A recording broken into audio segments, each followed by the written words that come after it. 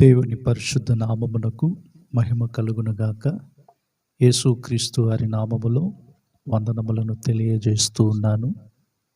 ప్రభువునందు ప్రియ దేవుని బిడలారా, పరిశుద్ధ లేఖనములలో కొండలను గురించి పలు ఆత్మీయ విషయములనేవి వాక్యానుసారముగా మనం నేర్చుకోగలిగాము. మన ఆధ్యాత్మిక జీవితమునకు అవి ఎంతగానో ఆశీర్వాదకరముగాను ప్రయోజనకరముగాను మారి ఉన్నవని నేను నమ్ముతూ ఉన్నాను. కనుక ఈ కొండలు ఏ విధంగా పరిశుద్ధ లేఖనములలో ఒక్కొక్క కొండను గురించి మనము ఆత్మీయ విషయములను సత్యములను నేర్చుకోవడానికి పరిశుద్ధాత్మ దేవుడు మనకు సహాయం చేస్తూ వచ్చాడు. మరి ఆ విధంగానే చివరిగా ఒక కొండను గురించి చెప్పి ఈ కొండలను గురించిన వర్తమానం అనేది నేను ముగించబోతూ ఉన్నాను.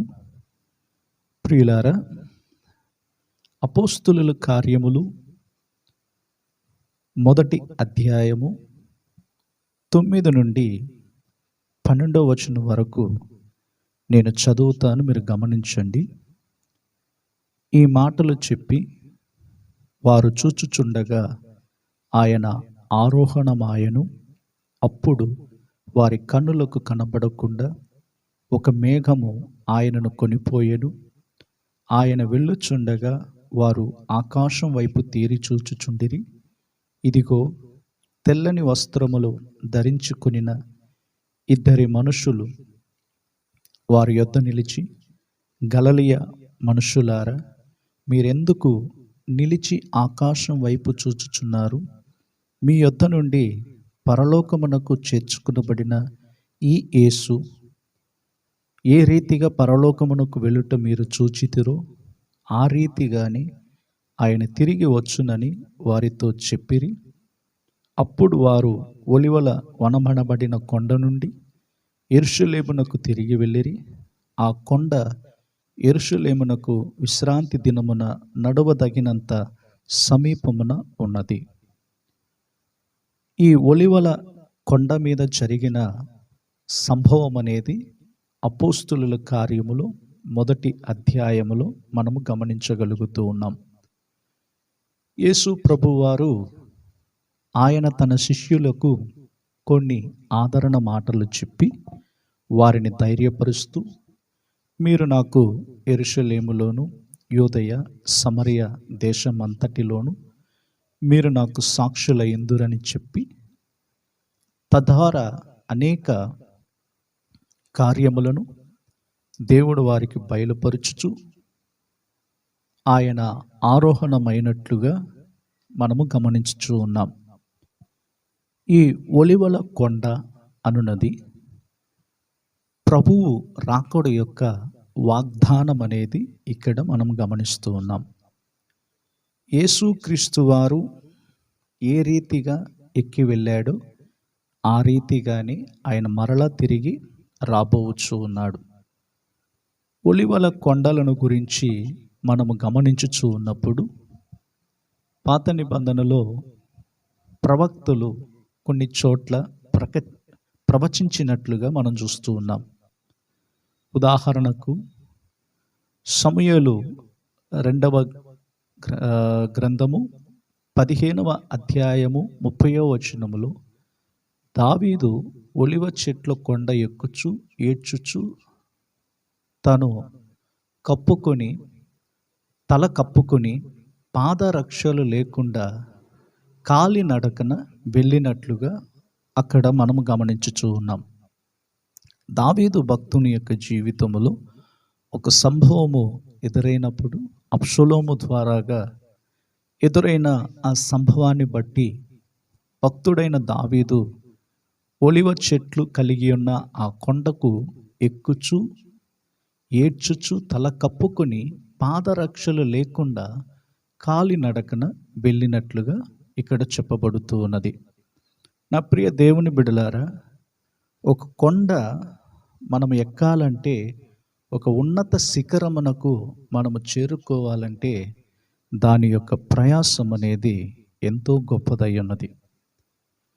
ఉదాహరణకు మనము హిమాలయ పర్వతములను ఉన్నత శిఖరమునకు చేరుకోవాలంటే స్టెప్ బై స్టెప్ ఎక్కుచు దానిని చేరుకోగలుగుతూ ఉన్నాం.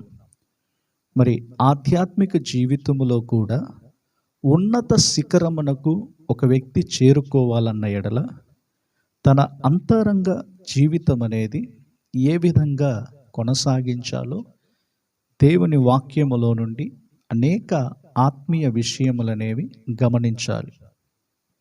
మరి ఆత్మీయానుసారముగా ప్రారంభించిన ప్రతి ఒక్కరు కూడా ఆత్మీయానుసారముగానే ముగించుకోవాలి. మన పరుగులనేవి ఆత్మీయముగానే ముగించుకునే వారముగా ఉండాలని ఈ వర్తమానముల ద్వారాగా నేను మీకు తెలియజేస్తూ ఉన్నాను.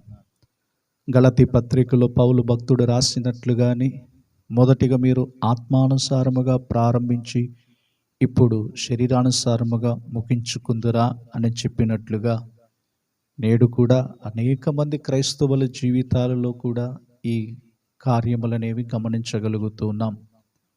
ప్రారంభములో ఆత్మానుసారముగానే ప్రారంభించాము, కానీ దినములు గడిచే కొలది శరీరములో ముగించుకునే రీతిలో మనము రాకూడదు.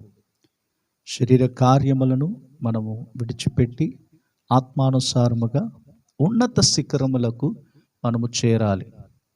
అలాగే జకర్యా గ్రంథము 14వ అధ్యాయము 4వ వచనములో గమనించేటప్పుడు జకర్యా గ్రంథము 14వ అధ్యాయము 4వ వచనములో ఆ దినమున యెరూషలేము ఎదుట తూర్పు తట్టునున్న ఒలివ కొండ మీద ఆయన పాదములుంచగా ఒలివ కొండ తూర్పు తట్టునకు పడమటి తట్టునకును నడిమికి విడిపోయి సగము కొండ ఉత్తరపు తట్టునకును సగము కొండ దక్షిణపు తట్టునకును చరుగును కనుక విశాలమైన లోయ ఒకటి ఏర్పడును అని చెప్పి వాక్యములో మనము చదవగా విన్నాం. ఇవన్నీ కూడా యేసుక్రీస్తు యొక్క రాకడకు సూచనలుగానే కనబడుతూ ఉన్నాయి. మరి యేసుక్రీస్తు యొక్క రాకడ అనేది చాలా సమీపముగా ఉన్నది కనుక ఆ రాకడకు ప్రతి క్రైస్తవుడు కూడా సిద్ధపడాలి. ఏదో మనం ఒక నామకార్థమైన జీవితం చేస్తూ పరలోకానికి వెళ్ళాలని చెప్పి ఆలోచన విడిచిపెట్టి యేసుక్రీస్తుని నమ్ముకున్న తర్వాత ఆయన మార్గములలో చక్కగా మనం నడిచేవారముగా ఉండాలి. ప్రభు చిత్తాన్ని మనం ఎరిగి ఉండాలి. ప్రభు కార్యములను మనం తెలుసుకోవాలి. ప్రభు మన జీవితంలో ఏదైతే ఎదురు చూస్తూ ఉన్నాడో దానిని మనము జరిగించే వారముగా ఉండాలి. కనుకనే ప్రతి క్రైస్తవుడు కూడా యేసుక్రీస్తు యొక్క రాకడకు సిద్ధపడాలి. ఆయన రాకడ చాలా సమీపముగా ఉన్నది కనుక ఆ రాకడలో మనము కొనిపోబడాలి. కనుకనే ప్రవచన వాక్య ప్రకారముగా మనము గమనించినట్లుగా జకర్యా గ్రంథములో కూడా ఒలివ కొండను గురించి ఇక్కడ చెప్పబడి ఉన్నది. మరి ఈ ఒలివ కొండలు అలాగే ఈ కొండలో జరిగే కార్యములను గురించి దేవుని వాక్యములో మనము గమనించుచున్నాము గనుక మన ఆత్మీయ స్థితి కూడా ఒకసారి మనం గమనించాలి. ఆత్మీయ జీవితం అనేది ఎంతో ప్రాముఖ్యమైనది కనుక యేసుక్రీస్తు వారు ఏ విధంగా ఆరోహణమయ్యాడో ఆయన మరలా తిరిగి రాబోతున్నాడని అపోస్తులుల కార్యములు గమనించినట్లుగానే మన ఆధ్యాత్మిక స్థితి కూడా ప్రతిరోజు మనం పరీక్షించుకుని దేవుని సన్నిధిలో పాలు పొందేవారముగా ఉండాలి. కనుకని లూకాసు వార్త 19వ అధ్యాయము 29 నుండి 41వ వచనం వరకు గమనించినట్లయితే యేసుక్రీస్తు వారు అక్కడ ఒక కార్యాన్ని జరిగిస్తూ ఉన్నాడు. అనగా తన శిష్యులకు కట్టబడిన గాడిదను గురించి వాటిని విప్పుకుని రమ్మని చెప్పి ఆ సందర్భములో అక్కడ ఆయన తెలియజేస్తూ ఉన్నాడు. అలాగే లూకాసు వార్త 22వ అధ్యాయము 40వ వచనములో తరువాత ఆయన బయలుదేరి తన వాడుకు చొప్పున ఒలివ కొండకు వెళ్ళగా శిష్యులను ఆయన వెంట వెళ్ళిరి అని చెప్పి వాక్యములో మనం చదువుతూ ఉన్నాం. యేసుక్రీస్తు వారు ఎందుకు ఒలివల కొండకు వెళ్ళాడు? మనము యోహాను సువార్త 8వ అధ్యాయం 1వ వచనంలో యేసు ఒలివల కొండకు వెళ్ళెను అని చెప్పి రాయబడి ఉన్నది. తెల్లవారుచామున ఆయన మరల తిరిగి ఆలయములోనికి ప్రవేశించినట్లుగా వాక్యములో మనకు రాయబడినట్లుగానే యేసుక్రీస్తు వారు రాత్రంతా కూడా ఆయన ప్రార్థించే ఒక అనుభవం అనేది ఆయనలో మనం చూడగలిగాం. మరి ఒలివల కొండకు ఆయన తరచుగా వెళ్ళుచూ ఉండేవాడు. ఒలివల కొండకు ఆయన తరచుగా వెళ్ళేవాడు. రాత్రంతయు తండ్రి సన్నిధిలో గడిపేవాడు. మరి తండ్రి సన్నిధిలో గడిపే వ్యక్తులంగా మనము కూడా ఉండాలని ఆయన మనకు ఒక మాదిరిని ఉంచి వెళ్ళాడు. ఈ ఒలివల కొండ మీద ఆయన ఏం చేశాడంటే 3 కార్యములను గురించి మనము గమనించగలం. ఒకటి, దేవుని రాజ్యమును గురించి ఈ కొండ మీద కూర్చొని ఆయన ప్రసంగిస్తూ వచ్చాడు. దేవుని రాజ్యమును గురించి ఆయన ప్రసంగిస్తూ వచ్చాడు. జనులకు పరలోక రాజ్యము యొక్క కార్యములను తెలియజేస్తూ వచ్చాడు. అలాగే తనకు కలగబోవు శ్రమలను గురించి శిష్యులకు ఆయన తెలియజేస్తూ వచ్చాడు. తనకు కలగబోవు శ్రమలను గురించి శిష్యులకు తెలియజేస్తూ వచ్చాడు. మూడవదిగా లోకము యొక్క అంతమును గురించి ఆయన వారికి బోధించుచూ వచ్చాడు. నా ప్రియ దేవుని బిడలారా, దేవుని సన్నిధిలో పాలు పొందుతున్న ప్రతి ఒక్కరి జీవితాలలో మన అంతరంగపు పురుషుడు ప్రతిరోజు బలం పొందుకుంటూ రావాలి. కనుక ఎవరైతే ప్రభు సన్నిధిలో పాలు పొందుతూ ఉన్నారో వారికి ఈ 3 కార్యములను గురించి తెలుసుకోగలుగుతూ ఉన్నారు. ఒకటి, దేవుని రాజ్యమును గురించి తెలుసుకోగలుగుతున్నారు. యేసుక్రీస్తు శ్రమ పొందిన కార్యములను గురించి వారికి బోధించబడుతూ ఉంటాయి. లోకము యొక్క అంతమును గురించి కూడా దేవుడు తెలియజేస్తూ ఉంటాడు. కనుకనే లూకాసు సువార్త 21వ అధ్యాయము 37వ వచనములో ఆయన ప్రతి దినము పగటి యందు దేవాలయములో బోధించుచు రాత్రి వేళ ఒలివల కొండకు వెళ్ళుచు కాలము గడుపుచుండెను. ప్రజలందరూ ఆయన మాట వినుటకు దేవాలయములో ఆయన యొద్దకు పెందల కడే వచ్చుచుండిరి. రాత్రి వేళ ఒలివల కొండకు వెళ్ళుచు కాలము గడుపుచు ఉన్నాడని ఇక్కడ మనం గమనిస్తూ ఉన్నాం.